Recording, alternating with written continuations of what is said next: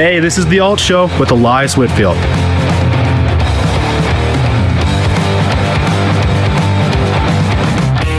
Easton, we were just talking about your brand new EP, your quarter worth of early work. You guys started in 2018 with your first release. How does it feel to just have these songs out to the world now and have people actually listening and, all your hard work is finally out there? Yeah, it's super cool. I think the cool thing with getting them produced to this level and working with our producer Jordan that we've been working with, let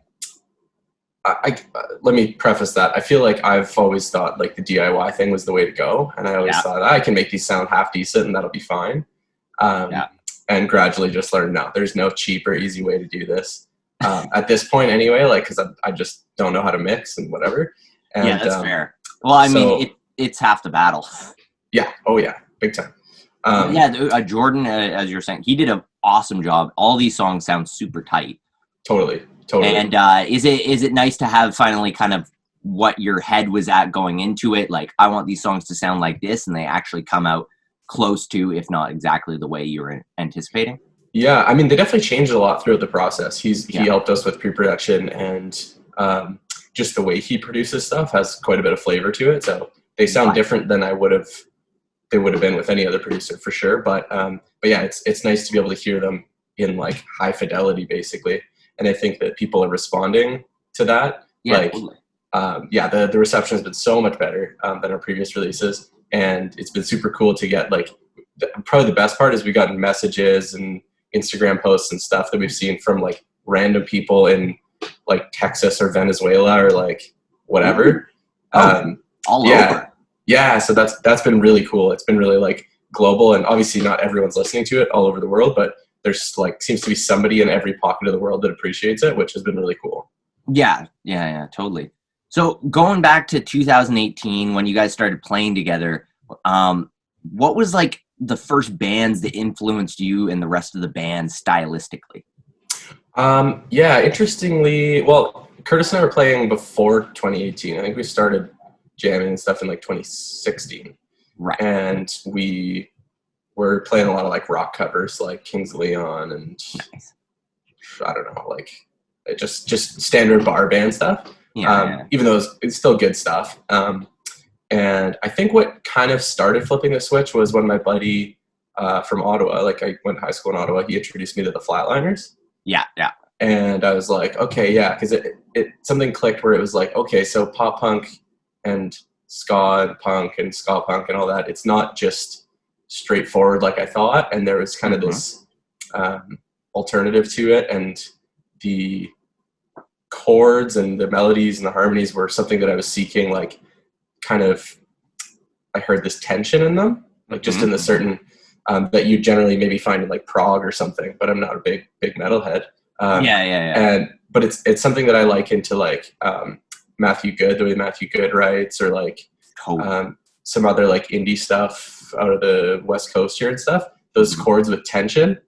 And anyways, hearing that incorporated into punk, I was like, okay, that's what we're going to do, kind of. And now I don't even really listen to the Flatliners that much anymore because I've stumbled upon so much other like new pop punk stuff. And that's kind of the hard thing nowadays, is that there's so many bands out there, and with Spotify and all these things, it's like taking the time to appreciate a band can actually sometimes be so hard, because it's like, oh, here's another one. Totally. So to actually see you guys getting like some traction going makes me super happy, because you guys really deserve it. Sweet, man. Yeah, thanks. Do you remember, I'm guessing Flatliners would probably be the first song that made you like want to pick up a guitar, or did you already pick up a guitar at this time? No, yeah. I had been like, that was in like 2016. I think I started playing guitar, like I started taking lessons in like 2007.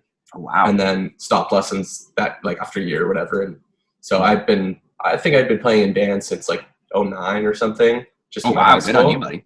Yeah, it was. Yeah, I mean, obviously super fun. We get to play in the giant like gym and stuff at my high school, and do just outrageous stuff, running around the gym with a wireless and stuff. So yeah. There's something about your high school band that's always going to be a happy memory, and even though sometimes you look back at it and you go, "Whoa, what were we doing?" But you're just having fun, so it's all part of the learning process. Totally. Yeah. So how does an early work song start? Do you or Curtis come up with a riff, or do Cole and Mitch start with their foundation? You guys just kind of build off of that. Yeah, I mean, Cole and Mitch definitely bring riffs, and Mitch writes for his other band. Like he'll write guitar parts and stuff. Mm-hmm. So he has a huge knowledge of like music theory and just every aspect of music compared to the rest of us. So he'll definitely bring certain things. But I think generally most of these songs will either start with. Usually, if I write something, I just like sit down at my computer and do like hours and get like a whole idea out. And kind of just mess around with every aspect of it. And then Kurt usually will just come up with like these super spicy riffs. And then I think the best way that we write, or the one that I like the most that's turned out the best, is he'll come up with like the beginning of something, and I'll package it into something that is like a 3-minute song or whatever. That just kind of totally makes sense. Yeah. It's always I find it more satisfying that way too, when you have other people and it's not like, I have this baby, I want it done this way, and then Totally. That can just yeah. But I noticed the EP, like many great pop punk records, it rides that tight line between being depressing and inspiring, and I say that in the best way possible. Cool. What kind of headspace were you guys at when you wrote these songs? Oh man, yeah. You know what? They were all written at different times. Like Drink was first. I think Fat Boy was second, Alive Enough. Then Let You Down was last. So they're kind of in reverse order or whatever. But yeah, so definitely like totally different headspaces. I think that's just the kind of music we listen to and the kind of feelings I have. Like just like everything sucks, but everything's also pretty chill. Like that's kind of just the way I see life. So I think it comes out. Yeah, it comes out in that way. And but that's really cool that you notice that. I think I hear that too in even the mixes and everything. Well, and that type of sadness there. Do you find that singing the words that you write is like a type of cathartic release? I think so. Yeah, and I mean, I think what you're catching on to as well is like some of the lyrics are pretty sad or just depressing or whatever. But I also don't take myself that seriously. So it's like if I was to write a sad song, I'm not going to be like, like it's whatever, right? Like everyone's sad, everyone gets sad, or everyone has good times too. And yeah, totally. And then now I'm going to go through and we can just kind of talk about each different song, and then I'll play it so that everyone can hear it if they haven't heard it already, which if you haven't, you definitely should go and listen to it. You can always spend a couple of bucks on Bandcamp too, because let's be honest, you should pay for art. Guilty of not doing that, but I mean, especially now with everyone, some people have lost jobs. It's a little harder to do, but yeah. So starting out with the first song, Let You Down. When you say I'll let you down again, are you referring to yourself as an internal thing or like other people? It's definitely, I'd say both, but I'd say it's like in the conscious process of writing the words, it was that was probably like the most straightforward lyrics, and it's almost literal, and the chorus at least is kind of directed at my girlfriend or like my fiance. Right. Yeah. So, and which is that one, and it's also the most pop punk, like sad boy, right? So yeah. Well, you always got to write a song for a girlfriend, keep them happy, Yeah. But look at one of my favorite lines in it is, I work again tonight. I'm way too busy, but not doing enough. Sleep tortured and trying to make something of myself. So my question is, what do you do for a living when you're not writing music? Oh yeah. So I'm a police dispatcher. Oh, whoa. Yeah. So it's not a very cool thing to be right now, obviously. I mean, I don't touch anyone, so yeah, good totally. there. But yeah, it's definitely a demanding job, both like the type of work and the volume, as well as the shift work.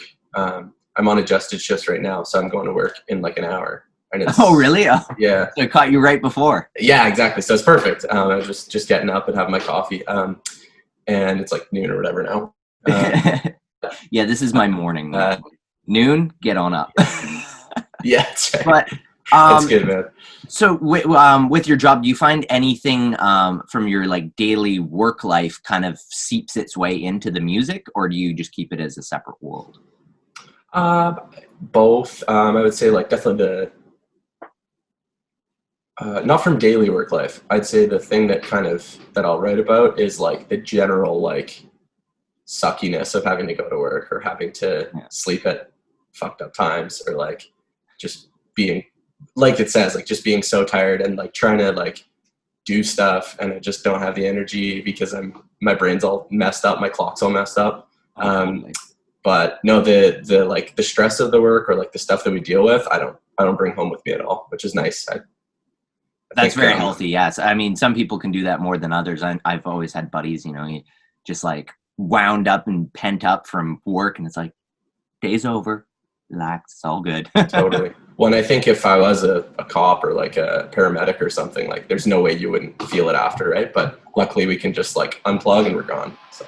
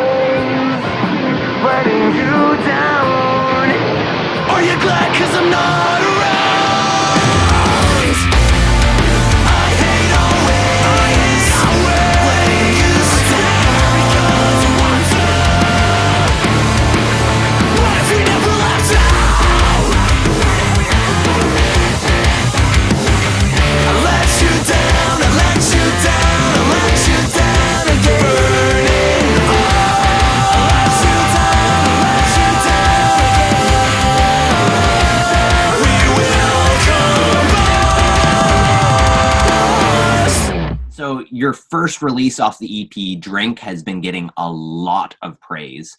How does it feel to have, like, last time I checked, it was like 28,000 views on one of your songs and have people listen? How does that feel? Yeah, that's the coolest.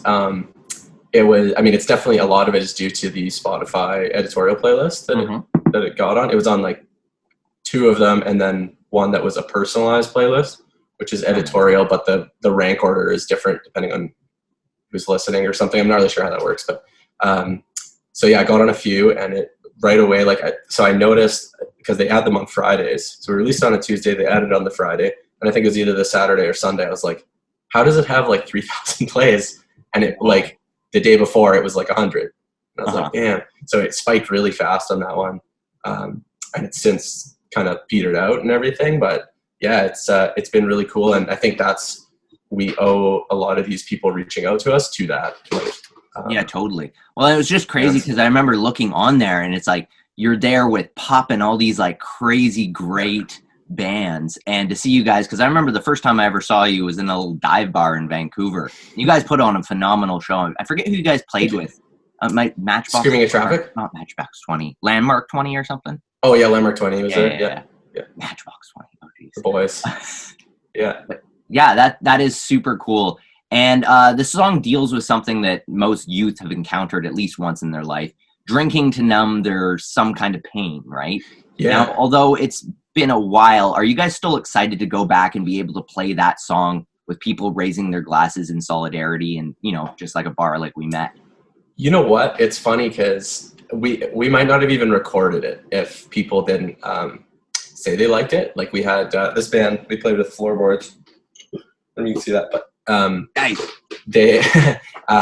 they were like, man, that one song, yeah, that one. And we figured out it was Drink that they absolutely loved when we played with them. And I think there was another band that said the same thing. And we were like, okay, I guess we got to do this one.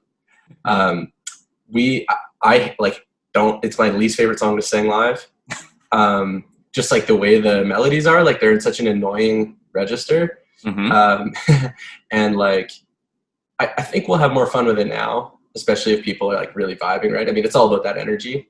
Totally. Once we can play shows again and stuff, but yeah, hilariously, it's our least favorite. We don't even practice it as much because we're like, so yeah, there's something about that. It's like almost most artists would say that their most popular song is we don't even want to play that live. So there must be something about that. Maybe it's the inside too that you go, it's personal or something. I know that can sometimes happen where it's the song's too personal. I don't want to go there. But I mean, you guys also did a music video for it, which I'm going to play in a second. But how was it to record that? It looked like it was an absolute blast. It was. Yeah, it was fun. We were all there. So it was me, Cole, Mitch, Kurt, and Paisley, and Curtis's dog, who's in the video. Paisley's my fiance. And so that was super fun. We happened to find, we went to one road and it was locked down. There's a gate and stuff. So we're like, okay, I guess we can't do this. And it was that's a road with no houses on it. So we went to this road where there's a couple houses and people were kind of giving us funny looks, walking their dogs and stuff. But yeah, so we had to do 3 takes and each time there was a bunch of shit on the road that was thrown at me. And so we had to go back up, drive really slowly, jump off, pick it up. Just because it didn't work, the volume of the song was too low or whatever, and it got off sync. And but by the 3rd take, I was super gassed. My feet were all messed up basically because I had chewed out Vans on instead of running shoes. But yeah, I mean, I think we kind of nailed it. We just really wanted to do one in one take. So that was really fun. How many takes did it end up taking, do you think? It was 3. It was 3 takes. Okay. Which, yeah, it wasn't bad, but I mean, we got at least halfway down the hill in each take. So then I'm walking back up, picking stuff up. Yeah, it was rough.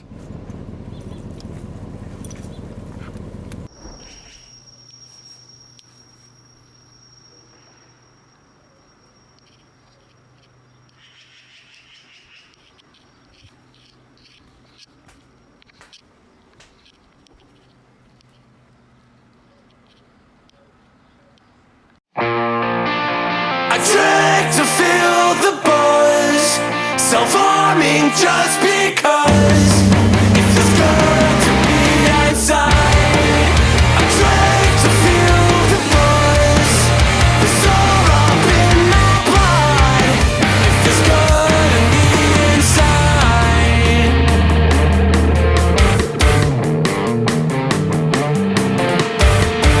1 foot, 2 feet in the snow.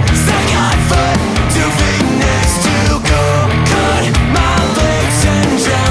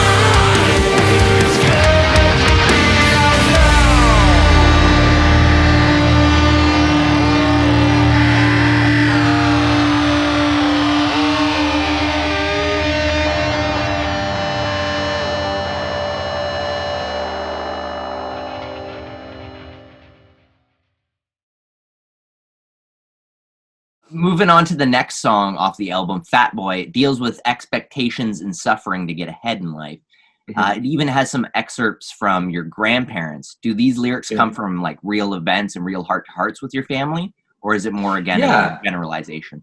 No, yeah, those were pretty literal as well. Like, it says my grandpa said, "Don't work your life away." Right? It's paraphrasing, obviously, but that was something that stood out to me. He was just like, yeah, like when I was young, I just worked all the time, and he's like, now I'm old and I got nothing to, whatever. And not that he hasn't had lots of good times in his life and stuff, but and then my grandma had like a pretty weird type of cancer. So she was sick for a really long time and like just in pain and stuff, right? And but cognitively she was fine. And I did have some chats with her, and she straight up said like, don't get sick. And she was like, just at that point, just so don't do it. Yeah. So yeah, that was I just thought it was a cool way to incorporate that, just because those are things I wouldn't really say I live by them, but they come into my mind every so often, and I'm like, yeah, hell yeah. Well, also it's very important, and I think it's something that a lot of people need to hear, especially in North America, when it's work, no play. Don't go out on Friday night because you got to do this tomorrow, and sometimes Friday night can be the best thing for you.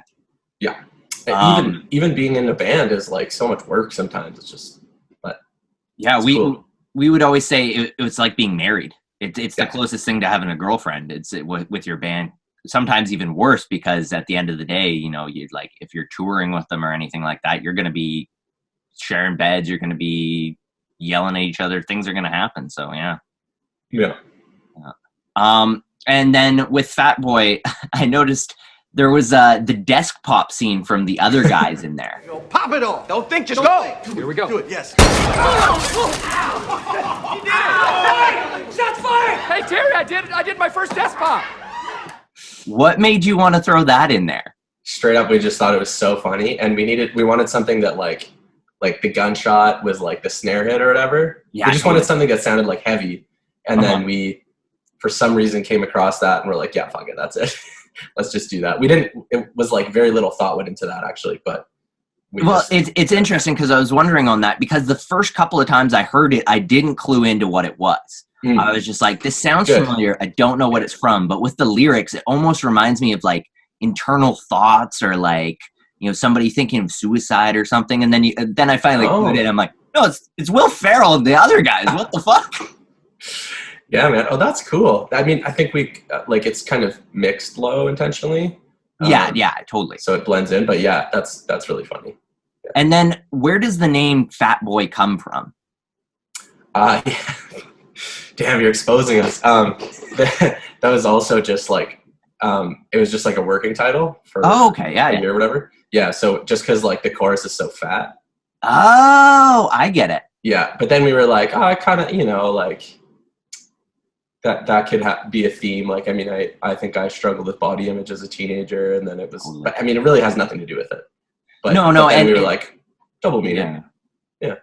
Because when I first heard it, because usually the first time through, you don't hear the lyrics quite as much because you're just getting used to the musicality. So once that when you piss on the flag when you don't shoot your gun or whatever, I was going, oh, the song's about guns and stuff. And then I read the lyrics and I went, oh no, okay, this is it was kind of cool on that. It brings you in one direction, but then it also brings you in another. So it kind of lets the viewer create their own idea, which is what music is. Good. I'm glad you see it that way and that you're so nice about it, because I since releasing it, I was like, was that like a really dumb clip to put? No, not at all. It's awesome. Cool.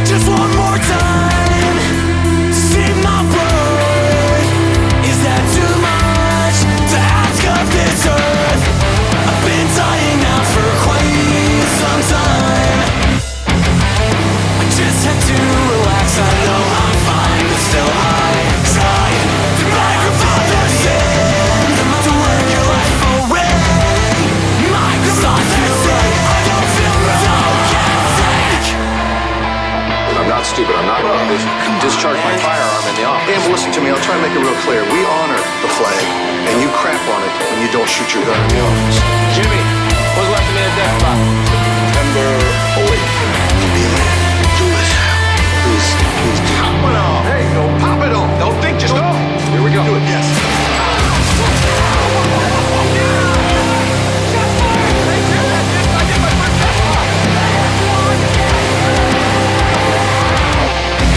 I've been dying now for quite some time.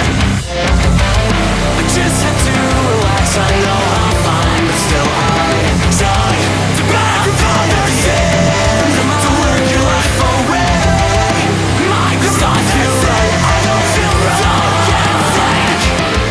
My grandfather said to work your life away. My grandmother said don't get sick. My grandfather said to work your life away. My grandmother said.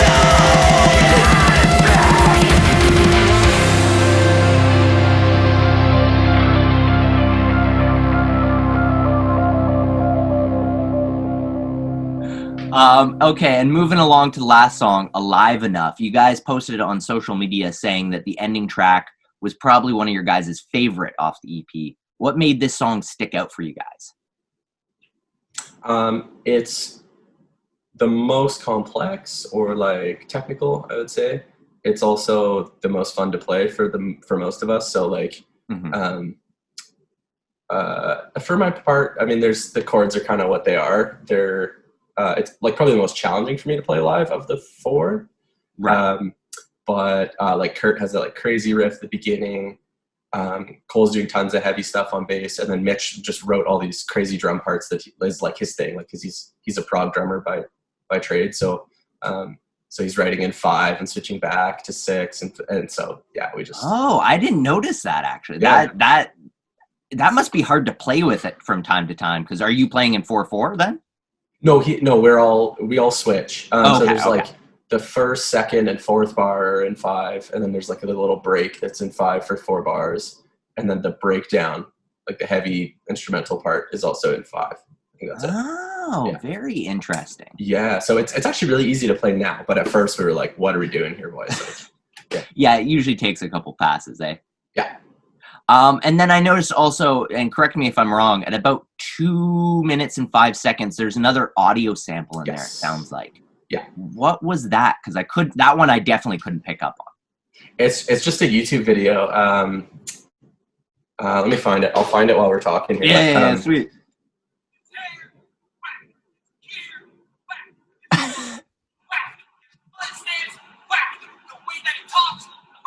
The way that it doesn't even like to smile. Whack. Me, I'm tight. Oh. And he definitely can't skate transition. I've never seen a rock to fakie. I've never even seen a simple kick turn.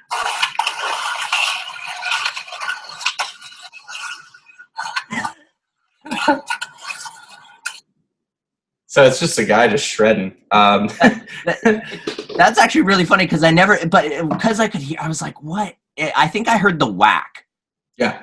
And yeah, because that also sounds familiar. I feel like I've seen that around somewhere. Yeah, I mean, I think it was pretty viral, but that's actually why we did it, because we were doing like, I think just ad lib like whack, because we love memes and like stupid shit, so we're always doing that at practice, and we just did that, and we're like, why don't we just sample like more of the video in the quieter part, and yeah.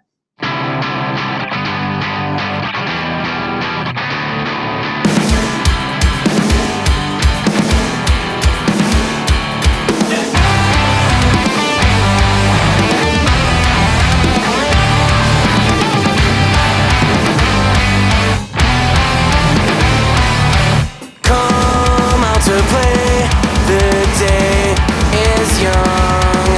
No, not today. Today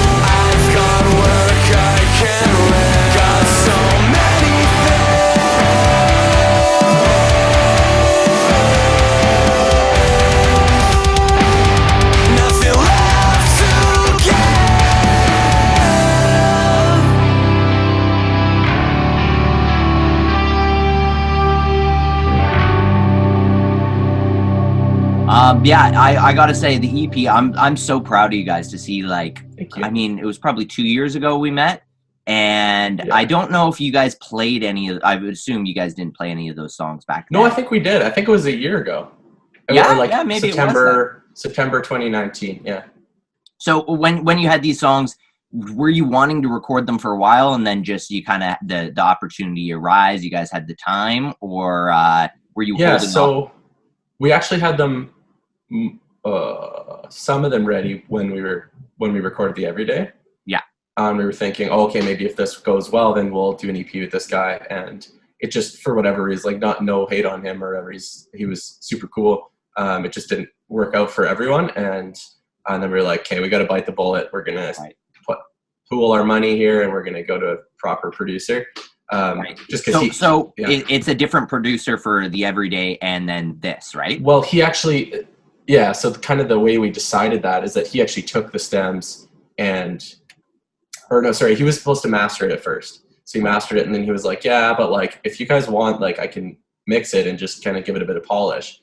And we were like, yeah, maybe, because we just weren't super stoked on the result, because the other guy was busy with his, like he's a world-class like bartender and stuff, so he has lots of shit on the go, and whereas Jordan is like almost full-time producer. He does have a job too, but he's a does it a lot, and so yeah, he mixed it, and then so it still has some of the same flair, but it's just not quite as tight.